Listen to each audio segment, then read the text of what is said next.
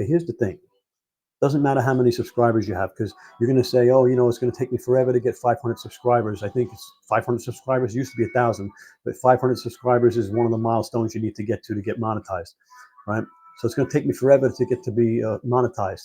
You don't make money with monetization, okay? You do very little money unless you're making millions of views, right? But what you are going to make money on is affiliate marketing. And how you do that is by putting links in your videos to the things you use in your videos. You're going to show what you're using in the video, and you're going to put links to the stuff you're using in the description of the video. People are going to see, oh, is that what they need to do? That I need to get one of those. Drop down and make a purchase, and you make a commission. That's how you're going to make money on YouTube, right? Now, the trick is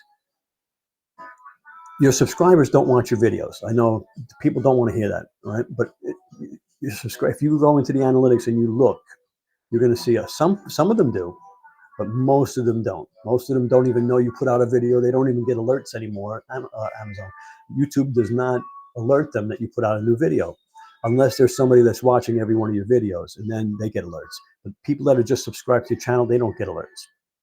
Okay, just because they're subscribed, they have no clue that you can put out a video. There's people that I've subscribed to 5 years ago. I don't even know if they're still on YouTube, right? They could be putting out videos every day, and they don't show them to me, even though I'm subscribed to them. What you're really interested in is watch time, triggering the algorithm. Okay, so if you have a video that you get them to watch like 60 to 80% of the video, you get most of the people to watch 60, 80% of the video, that's going to trigger the algorithm, okay? And they're going to release it to a higher pool of viewers, okay? So they're going to start out with like 500 viewers, let's say, and they're going to show it to those 500 people. And if those 500, if whatever percentage of those 500 people it is that watch it, and they watch it 60 to 80%, that bumps it up to the next group of people. This is how things go viral, right? So the next group of people might be a couple of thousand. Then if it does good there, it bumps it up to 1 million, and so on and so on and so on. And that's how things go viral. You have to do good in the small pond before you start going up into the big pond, all right? So what you've got to concentrate on when you're starting out is the small pond. Get that small pond to watch your videos. Okay? An example, so a niche, that small pond. Sports is a niche. Sports is a big niche. Sports is very broad, okay? So then you're going to turn around and say baseball. Baseball is a sub-niche of sports, but it's still pretty broad. Still pretty broad niche, baseball. Then you can turn around and say pitching. Now that narrows it down a little more. So less people are interested in pitching than in baseball in general, in sports in general. Less people. Now we're getting down into that smaller pond, all right? And so now pitching. But that may not be a small enough pond. We can go even further down. We can go knuckleball. So now we're down into the smallest pond possible with knuckleball. Now there maybe there's 1,000 people who are interested in knuckleball. But if you can get those 1,000 people to watch your video, now not 1,000, but a good percentage of them, right? Or that they release it to. Now that's the audience that's interested in your content. You're releasing knuckleball videos to knuckleball people that are interested in knuckleball content. You do good there, right? Now, the people that are into pitching, are they into knuckleballs? Yeah, you better believe they're into knuckleballs. A lot of them are going to find that interesting content. They're going to watch it too. It might do good there too. Now, the people that are into pitching, are they into baseball? They very well may be into baseball. I would think they are. And that's how it works, okay? So you start out in the small pond, and you work your way up, and you get known, and you become an influencer, okay? That's how you do it. It's not about how many subscribers you have. It doesn't matter, okay? Now, how do you do good in that small pond? You do good in that small pond by your content, by the watch time in your content. Now, the watch time in your content, you want to have transitions, you want to have text, you want to have movement, you want to have change of scenery every 3 to 5 seconds, okay? Maybe even less, okay? Now, the human attention span, they say, is like 3 to 7 seconds, all right?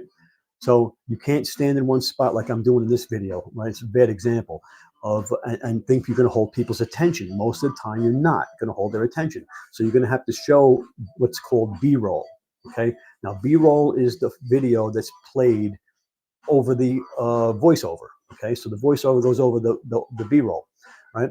And it also enhances the story okay? And keeps people interested, okay? So like if you're talking about a bird, rather than me just saying a bird, I can flash a picture of a bird flying, just a quick one, 3 seconds of a bird, and then so it's relevant to what I'm saying, and it keeps people interested, and the screen changed, okay, the scene changed, all right. You got to keep that up. Now, not only can you do all of that, but you have to be interesting. You have to keep them interested, and you have to keep them going. And there's trigger words you can't say, like you can't turn around and say, like that's it, or and that's how it's done, or like and subscribe. The minute you say like and subscribe, people are turning on to the next video. So if you still have more to say, you don't want to say that, right? You want to say wait to the end a lot. You want to say you don't want to miss the end, my best tips at the end, because you want people to keep coming, right? You want to turn around and give teasers in the video, like, right, we're going to talk about TikTok later. We're going to talk about Walmart Creator Program later. We're going to talk about Amazon Influencer Program later. So just stay tuned. Right now, we're talking about YouTube, right? So those are teasers that if there's people in the audience that are interested in TikTok, they may stick around because they know that later on there's going to be TikTok content coming up, right? And you do that through your video, and you keep them watching. The longer you keep them watching, the better it is. You trigger the algorithm, and that's how you get going in YouTube. Okay, it doesn't matter how many subscribers you have. All right. Now, because I'm going to tell you a secret about the YouTube channel and about any content creation, is you're not a content creator. You're not a content creator. You're not a UGC creator. You're a problem solver. You're not a YouTuber. You're a problem solver. Okay. You're a problem solver. People aren't tuning into you because of your good looks. They're not tuning into you because you're funny. They're not tuning into you because you're wearing the best clothes. They're turning into you. They're tuning into you because you're solving their problem. Right. Um, and it's as simple as, can you make the beginner a novice? Can you help the beginner get over that hump? Now, no matter what the activity is, whether it's sewing, whether it's baseball, whether it's bowling, whether it's growing plants indoors, no matter what it is, right? There comes a point where it's no longer easy. People start an activity, they go, I love this. This is easy. This is great. I can do this. This is great. And then it gets hard and they quit, right? Find out what that was. Why do people quit that niche? Why do people drop off? Where does it get hard? Get people over that hump. Solve that problem, right? Then you'll be an influencer, okay? So that's my best advice to you. Is you're not a YouTuber. You're not a content creator. You're a problem solver. It's not hard. It's simple, really. I just laid it all out for you, but it's not easy, right? It's simple, but not easy. If it was easy, everybody would do it. But can you do it? Is it possible? People are doing it every day. People are going viral every day. New content creators are becoming silver play button holders, right? It happens. So don't tell me it's saturated, because it does happen.